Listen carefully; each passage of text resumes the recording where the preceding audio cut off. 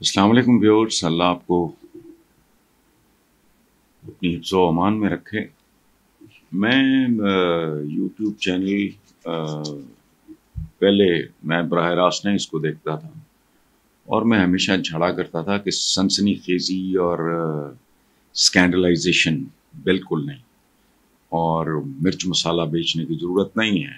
جتنا ہمیں اپنی ٹائپ کا ویور یا سبسکرائبر ملے تو وہ کافی ہے۔ میں اچھا، دوسری بات میں آپ کو ایک بات بتاؤں کہ یہ اندر کی خبریں تو سنسنی خیزی میرا ٹائپ نہیں ہے۔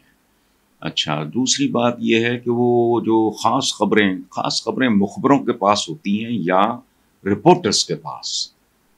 میرا زندگی میں رپورٹنگ نیوز روم، میں اس طرح کا جرنلسٹ ہوں نہیں۔ میں سلائٹلی میری کوشش ہوتی ہے سوبر سنجیدہ پڑھی لکھی بات کی جائے، اسی لیے میں بہت سی چیزوں کی شدید مخالفت کرتا ہوں۔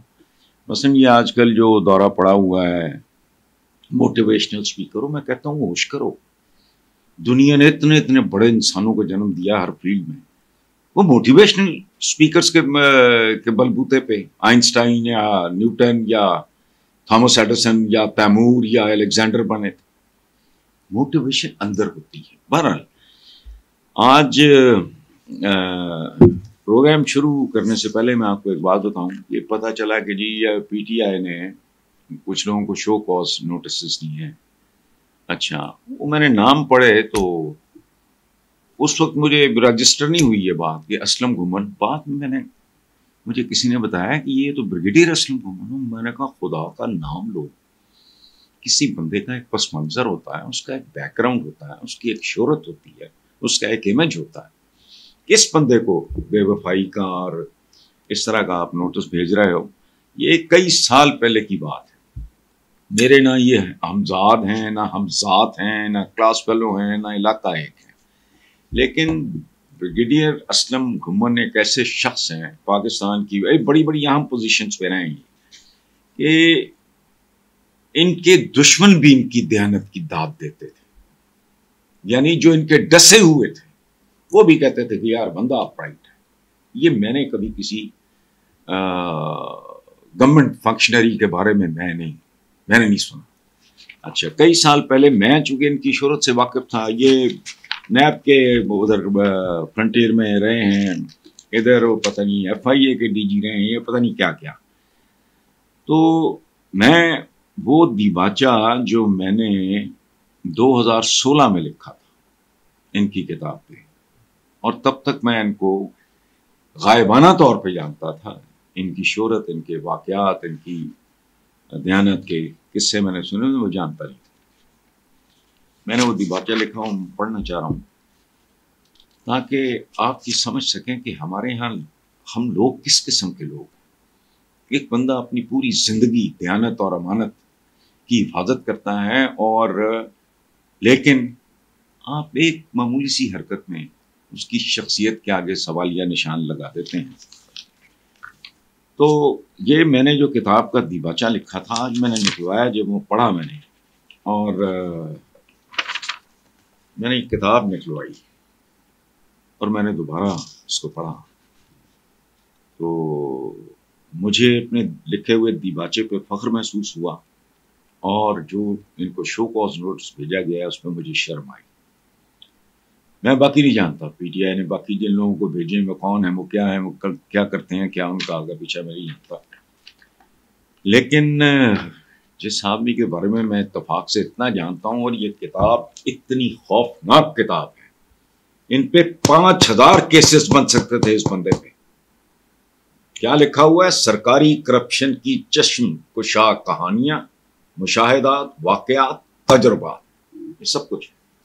جس آدمی کے نزدیک کمپرومائز نام کی کوئی چیز ہے ہی نہیں، اس کا آپ شو کاز نوٹس بھیج رہے ہو کہ جی آپ نے پتہ نہیں کیا پارٹی سے کیا۔ افسوسناک بات ہے۔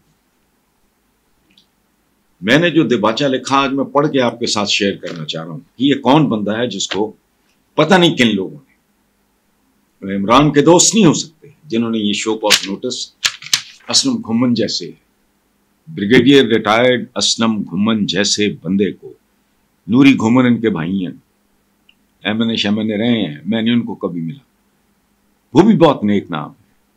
سنیں، اس دیباچے کا عنوان میں نے رکھا تھا پاکستان ہزار داستان۔ اب میں شروع کرتا ہوں۔ اگر آپ نے اردو دانی سے لطف اندوز ہونا ہو تو قرۃ العین حیدر، عبداللہ حسین، شوکت صدیقی، کرشن نگر، بلونت سنگھ بیدی، عصمت، واجدہ، منٹو، منشی پریم چند وغیرہ کو پڑھیے، لیکن اگر آپ پاکستان کو سمجھنا اور جاننا چاہتے ہیں تو معاف کیجیے، آپ کے پاس اس کے علاوہ کوئی راستہ نہیں کہ آپ بریگیڈیئر ریٹائرڈ محمد اسلم گھمن کی کتاب ہاں یہ سچ ہے کا مطالعہ اور پھر ماتم کریں۔ لکھنا نہیں، دراصل پڑھنا میرا پیشہ ہے، میں تو ایک اسٹوڈنٹ، خیر، لیکن میں نے آج تک کبھی کسی کتاب پہ اتنے کالم نہیں لکھے۔ میرا بس چلتا تو میں یہ پوری کتاب اپنے کالموں میں ریپروڈیوس کرتا، اور اب بھی میرا بس چلے تو پانی میں گھول کے یہ کتاب پوری قوم کو پلا دوں، تاکہ اس سے علم تو ہو کہ ان کے ساتھ ہوتا کیا کچھ رہا ہے جو اب تک ہو رہا ہے۔ یہ کتاب اپنے فوجی مصنف کی طرح سادی اور سچی ہے۔ ایک باوقار، دیانتدار، جیدار فوجی افسر نے بطور کمانڈر نیب خیبر پختونخوا، بطور کمانڈر ISI پنجاب اور ڈائریکٹر جنرل اینٹی کرپشن اس ملک کے سیاست دانوں، سول اور ملٹری بیوروکریسی، مذہبی رہنماؤں، جعلی پیروں، گدی نشینوں، عدلیہ اور دیگر اشرافیہ میں نے انورٹڈ کاماس میں لکھا ہے، وہ کیسا دیکھا، گندے اور غلیظ لوگ۔ وہی کچھ اپنے ہم وطنوں کے ساتھ شیئر کیا ہے اور میرے نزدیک ہم جیسوں پہ احسان کیا ہے جو اپنے تئیں سمجھتے تھے کہ پاکستان کو سمجھتے ہیں۔ قسم ہے قلم کی، میں سمجھتا ہوں کہ میں اس عوام دشمن نظام اور اس کی بدماشیاں کو خوب سمجھتا ہوں، لیکن کتاب پڑھ کے اندازہ ہوا کہ میں تو اس ملک میں جاری و ساری وارداتوں اور وارداتیوں کی الف بے سے بھی واقف نہیں ہوں۔ میں نہیں جانتا کہ اس ملک کا قیام معجزہ ہے یا نہیں، لیکن اتنا ضرور جانتا ہوں کہ اس کا قائم رہنا، باقی ماندہ پاکستان کا قائم رہنا اب تک کسی معجزے سے کم نہیں بلکہ مہا معجزہ ہے۔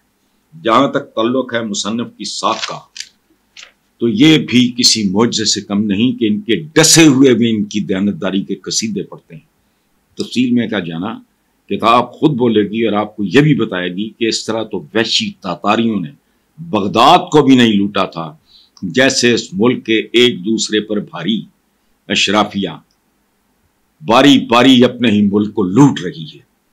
اللہ ہمارے ملک کو ہر قسم کے زر اور شر سے محفوظ رکھے اور مصنف کو سدا اپنی حفظ و امان میں رکھے، جس نے پاکستانیوں کو کھل کر بتا دیا کہ پاکستان کے ساتھ وہ کیا رہا۔ حسن صاحب، اس بندے کو شو کوز نوٹس کس بات کا؟ وہ آدمی تو کھرپتی ہوتا جن پوزیشنز پہ رہا ہے۔ وہ آج بھی ایک سفید پوش آدمی، خاندانی آدمی ہے، لیکن یہاں تو اربوں خربوں کا ان کی دہڑیاں لگتی ہیں۔